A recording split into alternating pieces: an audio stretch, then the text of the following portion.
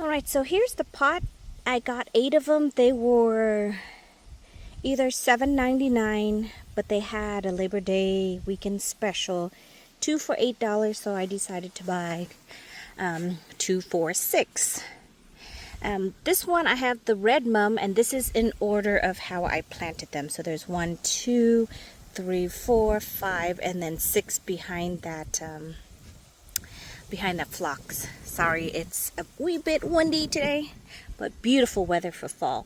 So in order of how they are planted, I have this red mum. They are a mounting habit. They require full sun. They are cold hardiness down to -10 to -20. So that means that they are going to be a perennial for me coming back next year. They are average maturity size of 12 to 24 inches in height and 16 to 30 inches in width.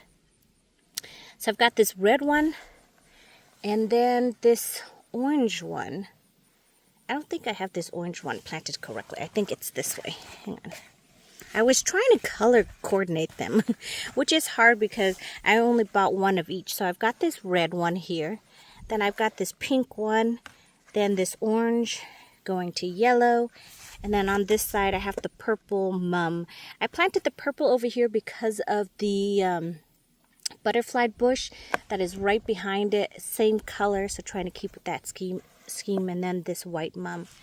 So basically here I have this one, red, the pink, then the orange, then the yellow, and then this is the purple one to kind of coordinate with the butterfly bush. And look at this beautiful phlox, this butterfly on it.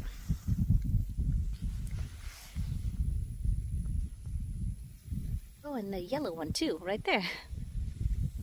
And then the white mum. And then right behind it, I just planted, I do believe it's the Limetta hydrangea. And I planted another abutilon over here. You can see it's stressing. I just planted it. But this is the pink abutilon. I can't remember the name of it. I think it's Paracel. It's really pretty. Most of the abutilon is just single petal flower, but this one you can look on the inside. It has multiple petals on the inside. So that's so pretty. Such a beautiful. Now the abutilon is a Japanese flowering maple. Very pretty. Not Japanese, Chinese, I think. It's like a Chinese lantern. That's what their normal name is called. I also planted another one over here just now. And then look at this beautiful Rose of Sharon from a cutting I grew. Just planted this one in. Isn't that beautiful? I don't know the variety. I'll have to Google that variety. And then when it gets a little bit bigger, I'll do a better updated video. And then this is the red abutilon. This one I really like, but I had a previous red one that was like hot lipstick red, like the hardy hibiscus red. And this one's more of a burgundy. So I had purchased one to replace it, and I was hoping it was the same color, but it's not. But you can see, look at all the flowers. It's really pretty. I'm trying to get it to stand upright. It was leaning over really bad. If you've seen my other previous video, the salvia was really fighting it. Look how pretty it is. Let me see if I can zoom out a little. But look at all the flowers. Isn't that beautiful? And then you've got new flowers as well as spent blooms like this. You can just deadhead. Otherwise it might form a seed pod, which will take more energy from it. So I usually do just go in, just like the hardy hibiscus. I just snap it off. But aren't they beautiful? Just that unique, beautiful interest in the garden. And then, let's see. This is the salvia that I cut back really hard, and then hopefully it'll flush back out again. And then I planted these, oh my gosh, the name just literally escaped me. If you remember, please put it down. Hey guys, it is the first week of September and look at what I got. Mums. I was busy this morning cleaning out the garden. I'm sorry I didn't do a video.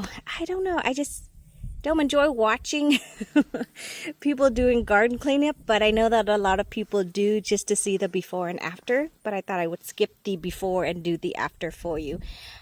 We had a massive rainstorm yesterday. I garden in zone 8A, so it basically toppled all of the salvia, this blue, I think it's playing the blue, this beautiful salvia. So I cut it all the way back and then just kind of open up a little bit of the area over here. It was getting really bushy. I do have asclepias, which is milkweed for the monarch butterfly. You can see there's a monarch butterfly over here. It was taking over this entire bed and it's really floppy. I don't know, and I don't understand why it's so floppy, but you can see I say tentacles, but you can see the flower over here. I had to cut this one off because it was leaning all over the place. But they're all like really floppy for some reason. Look at this one here. So I had to go in and you could see the seed pods are coming out. And this is why they self-seed so readily. I had a previous one and I loved it. It kind of stayed in its upright habit and it was only like 3 feet. This one is like 6 feet tall. You can see the butterflies are loving it. Monarchs love it. That's what they need for their source of food. So I had contemplated about going in and remove them all, but I did see a couple of little tiny caterpillars around. So I think I'm just going to leave it, even though it looks quite messy. But this morning I came in, cut back a whole bunch of things, and then I planted mums. I really need to go get you the specs for the mums. Sorry, hang on one second. And these are the foxglove grown from seed. Most foxgloves, I believe, are biannual, which means they bloom every other year. But I got these seeds, and they said that they're supposed to bloom every year. So I'm looking forward to see, because this one I grew from seed just in the springtime. And you can see they're growing, and this is the first one that has actually flowered. So it's growing every year, hopefully. And they're supposed to be perennial, so, and they are smaller in stature than a lot of the other ones that are store-bought in the U.S. So I bought these seeds from South Africa when we were there and brought it back and germinated them. So I'm looking forward to seeing that. This is my first time growing foxgloves, so that'll be pretty exciting. And then let's see, what else did we do? Just garden cleanup, really. Let me show you the spider lilies. They finally came up.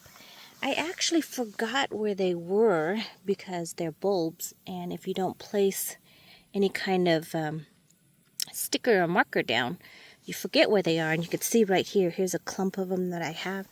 And then I also have another clump over here. Look at this cluster. This is a really tall one. And you see, this is like the little buds that they form. And then when they open, they have all these like little stamina tentacles. And then this is what they look like once they mature and have grown. And flower. So they got all these little tentacles. You can see all the pollens at the tip is gone from these ones. But this one, when it first opened, can you see that pollen right there? So those are little pollens that stay. I have one over here that is growing. I must have forgotten I placed the bulb over there, and I planted coneflower right on top of it. So I will wait until it's done flowering, and then I'll either remove the coneflower or the spider lily bulbs. I had another one that flowered already. Here's a couple more over here. So all those bulbs that I divided from my previous video are working great. I've got clusters of them everywhere. And then one more, I believe, over here. So here's a little cluster right here, and I put this here so when I weed eat, I don't come in and accidentally weed eat this little flower. This is a bulb right here that was a flower. This was the first flower, and you could see the seed pods were forming. And then something must have snapped it, so it fell over. But this is the little bulb. I've discovered that I plant the bulbs a little too deep, so I did lose some of them. But there's still quite a few clusters, so that's pretty exciting. And the coleus is starting to flop from that storm we had yesterday. Even this butterfly bush here is flopping over. This one and this one is the one that I try to train into a standard form. It's very hard to keep them in a standard form because they tend to have a bushy habit, so they keep sending new growth. So you got to always go in there and always maintain it. So I think I'm going to scratch the idea of growing them into a standard form. It is really pretty, but they do take a lot of time to do the standard form. So, and I think that is it. I'm going to do a little bit more cleaning, see what I can plant. I've got a couple spots you can see here.